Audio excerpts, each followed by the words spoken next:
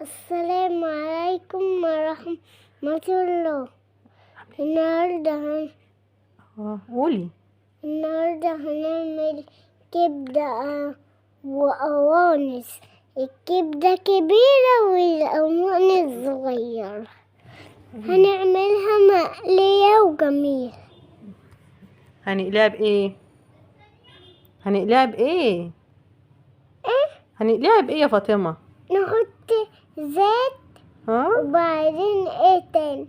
ايه، مش هنحطها في الدقيق والبقسماط الاول؟ صلي على محمد. انتي مش عارفة تقولي للناس حاجة، اسكتي بقى. السلام عليكم، عاملين ايه؟ فاطمة قالت لكم الوصفة، بس انا هقول لكم بقى التتبيلة. انا هنا حطيت توم مفروم ومعاه شوية كمون، دقيتهم كده مع بعض وكنت مخرطة بصلة، خدت المية بتاعتها بس يا جماعة. وبعدين حطينا شوية بابريكا وشوية كزبرة ناشفة وشوية فلفل اسمر وشوية كمون، بابريكا مدخنة، وشوية خل وشوية زيت.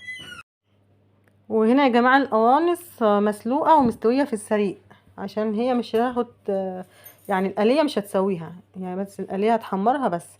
وقلبتها هنا في التتبيلة مع الكبدة، ونسيبهم بقى قد ساعة ساعتين زي ما انت عايزة. طبعا في ملح، نسيت اقول الملح. ونقليها بقى، نحطها هنا في البقسماط وفي الدقيق ونقليها. والله يا جماعة بجد الطريقة دي فيها طعامة ملهاش وصف، ملهاش حل، جميلة جدا. وانا عايزة اقول لكم على ملحوظة، اللي في الطبق ده اللي لونه احمر ده التوابل والبابريكا مش دم يعني.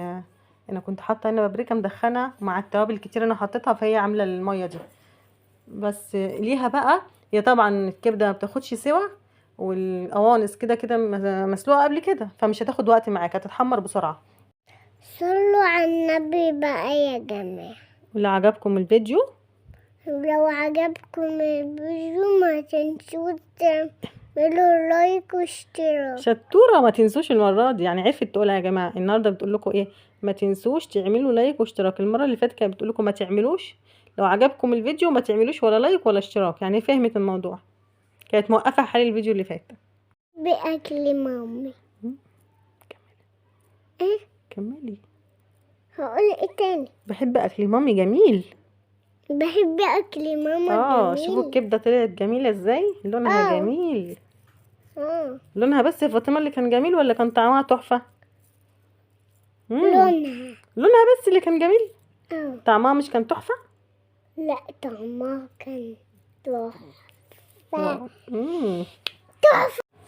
بصوا بقى يا جماعه، انا المره دي قليت الكبده كده ليه؟ انا طول الفيديوهات بحط بصل وفلفل بصل وفلفل، بصراحه انا كرهت البصل والفلفل وحاسه انا خلصت على البصل والفلفل بتوع مصر كلها، فحبيت اعمل الكبده المره دي بطريقه مختلفه، ماش لا بصل ولا فلفل، تغيير بقى. وفعلا طلعت جميله، اتمنى ان انتوا تجربوها وتقولوا رايكم في التعليقات.